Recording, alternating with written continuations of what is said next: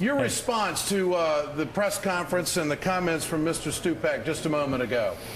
Well, I think your roundtable, which I listened to, got it right, which is they did not have the votes before, particularly since these two Democrats from Texas, Tanner and Davis, switched to no. They didn't have the votes. They were down a couple votes.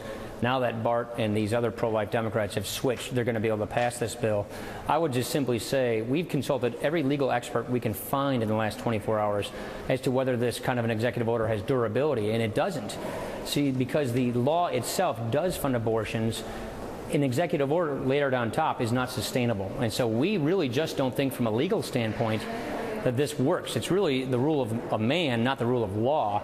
And so we don't see an executive order like this actually standing the test of time, and it will go away one way or the other in the not too distant future, we believe. Congressman, are you going to come up with an instant legal challenge to this?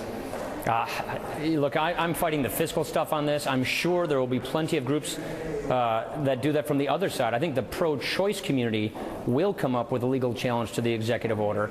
And then the question is that sustainable? And what our legal experts are telling us is it may not be. And so we wouldn't be challenging that kind of an executive order.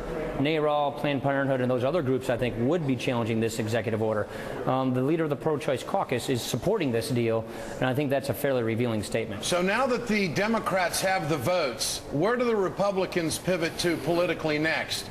Do you run on repeal? Do you vilify this all the way to the midterms? What do you do? Well, look, as you mentioned before, I've always been supporting very full-throttle, comprehensive reforms. So we're not just saying repeal, we're saying repeal and reform, meaning repeal, replace it with better reform. So, I have a bill, the Patient's Choice Act, which gets you universal health care without a government takeover, with all these new taxes, without robbing Medicare, like we said in the outcome, turning it into a piggy bank. So the problem is we could have done this in a better way, in a bipartisan way. We could have addressed the uninsured. We could have addressed pre-existing conditions. We could have addressed costs. We could have addressed deficits. None of that's being addressed. Congressman, you really think it could have been done in a bipartisan fashion? I mean, what else could the Democrats have possibly done to bring you guys on board? Well, look, Tom Coburn and I sent the president last May a bill asking for an audience to talk about how to come together. We never got our calls returned. So look, it's not as if many of us didn't try. It is because they had a supermajority. They wanted to do it their way. It is their right. They won the election, and that's exactly what's happening right now. This convoluted process we have here today is because Scott Brown won his election. They couldn't go back to the Senate, so here they are. And therein lies the reason you have this executive order, because you can't go back to the Senate. So this is why we're going to have this sort of convoluted law, a law that was designed not to go into law, but just to pass the Senate. They were going to go to conference and clean it up and then go back to the Senate. They couldn't do that. So now this Senate bill, a deal cut on Christmas Eve, is now going to be the law of the land.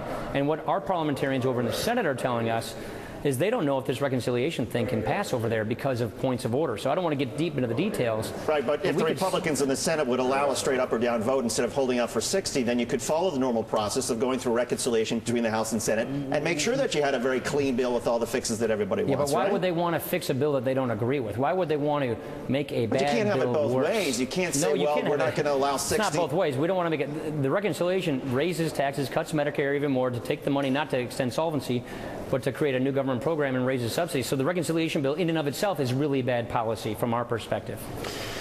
Well, Congressman Ryan, we appreciate you coming on. Good of you to chat with us this afternoon. Thank you.